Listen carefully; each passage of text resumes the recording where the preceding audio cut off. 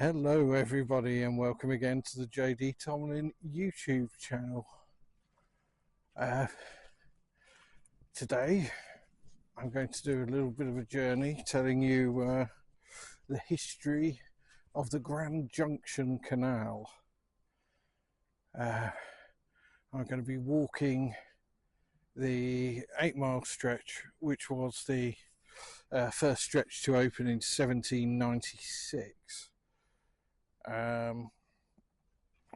Which actually behind me you can just see the Braunston tunnel, which ran from Braunston to the village of Weedon. There is the aforementioned tunnel.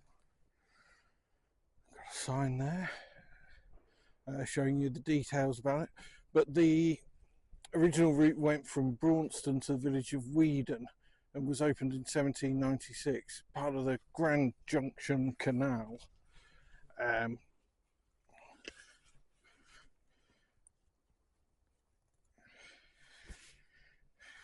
we go. And the Grand Junction Canal basically was a route to make the distance between London and the Midlands quicker, easier to use. I think it reduced the length by about, I think it was 60 miles shorter. So a very important thing. So I'm here again in West Northamptonshire. First up, a bit of personal news. This will be my last video before the end of the year, just because I'm going in for some routine surgery, and even though it's only minor surgery, it's going to leave me laid up for about 6 weeks. That's some lovely ducks there. So obviously while I'm recovering I won't be making any videos, well, unless I get the urge to do something from my sick bed, maybe. We'll have to see on that score.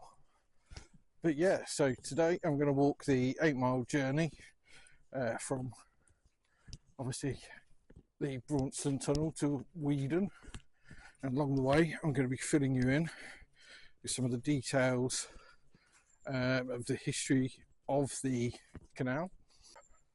Excuse me. Yeah, so basically I'm going to be telling you along the way about the history of the canal. Don't worry, you're not going to be here for the whole 8 miles. Hooray for editing. But yeah, the history of the canal and its importance in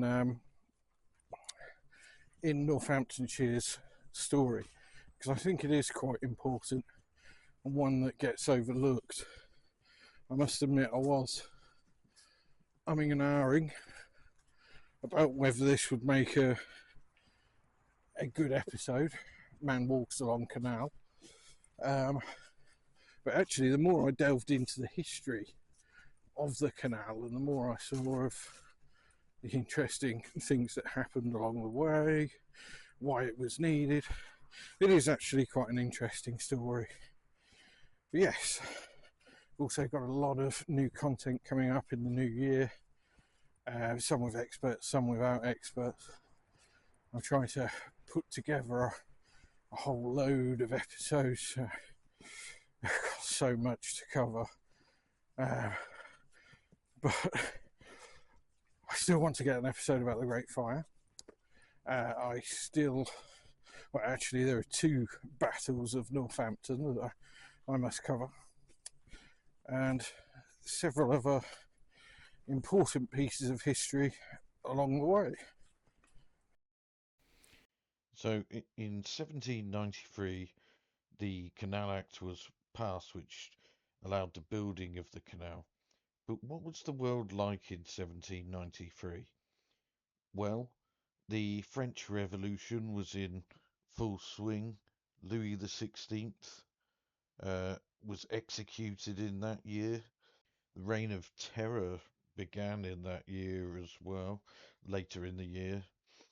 Over in the USA, that young new nation. Its President George Washington held his first cabinet, but it was also a period of time that was known as the Age of Enlightenment, where there was a much more of a focus on science, logic, and reason, and this in turn led to the Industrial Revolution, which obviously this canal was to greatly benefit. I'll go into that a little bit later. And the period of the Age of Enlightenment, or the Age of Reason as it's otherwise known, lasted up until around about the French Revolution, although most historians now believe it properly ended um, with the death of Immanuel Kant in 1804.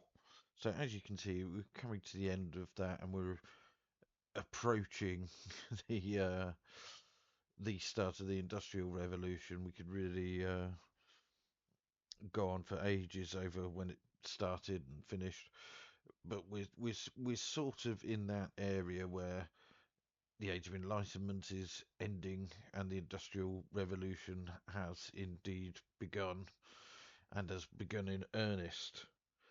And so this period, um, there have already been canals built in England. There's actually quite a lot of canals in the Midlands, and basically what Parliament wanted to do was to build or create an easier route for goods to get from the Midlands into London, which of course was and is the capital and one of the main trade hubs at that point. The Midlands obviously being landlocked if you're not familiar with the geography. So basically in 1791 and 92, William Jessup and James Barnes surveyed the route of this proposed canal, 93.5 miles long. The route, obviously, which I'm walking, is from the village of Braunston to the village of Weedon Beck, which is about 8 miles, which is the first part that was opened to public and to transport. So why was this canal so important for Northampton and Northamptonshire? Well, one of the main reasons was it allowed access to cheap coal. Coal, of course, powered the Industrial Revolution, and even though the nearest pithead, um, which is obviously where you could buy coal out of the ground, was only 30 miles away from Northampton, it was very expensive. The other option was, of course, sea coal from collieries by the sea, which would then travel down to the River Nen, and then the coal would be transported along the Nen, which was another quite expensive way of doing it. So, what the canal gave was important access to cheap coal. So, Northampton and West Northamptonshire could join in the Industrial Revolution at a fair price. Of course, it wasn't just the simple fact of distance that made getting coal to Northampton and Northamptonshire very tricky. It was the state of the roads. The roads were described as terrible. You can see this in some of the travel writing of the time, that Northamptonshire's roads were notoriously bad and quite often only passable to carts um, during the summer months. So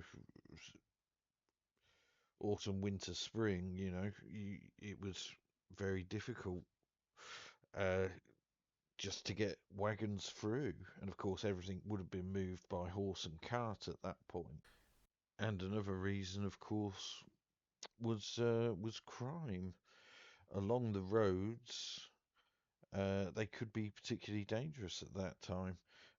It was only in 1787 that the Colworth gang, who operated out of Weedon in Warwickshire, but who sort of terrorised the countryside of South Northants and West Northants for about 20 years, that they were eventually caught, and in 1787 they were hanged in they were hanged on the racecourse in Northampton in front of a crowd of an estimated 5,000 people.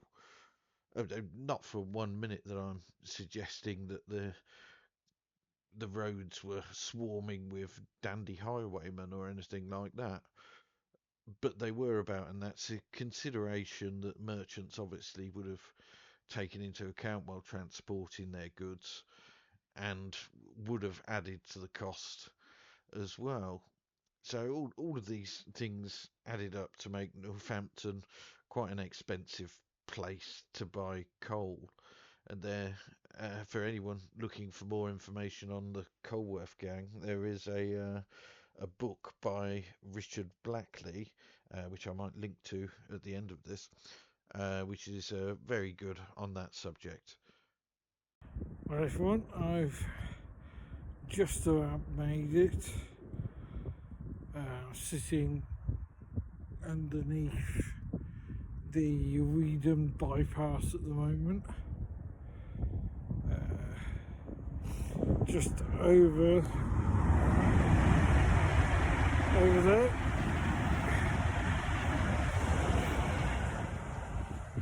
As a nice train goes past, you can see the village of Weedon. So I've made it. Unfortunately, the battery in my camera didn't, so I'm having to do this on my phone as another train goes past. Yes, I think I've earned myself a well-earned pint and something to eat. But I hope you enjoyed this episode. I've certainly enjoyed filming it, although 8 miles was probably biting off rather a lot to chew. But yeah, I hope you enjoyed this little trip down the Grand Junction Canal. And I'll see you in the new year. So thanks for watching. Please do remember to like and subscribe. Also, there's the JD Tomlin X account. Please follow that. We've got some interesting photos I've been putting up on there. Some of the tram system in Northampton from the early 20th century, which are interesting sort of historical photos and things like that. But thanks for watching, and I'll see you in the new year.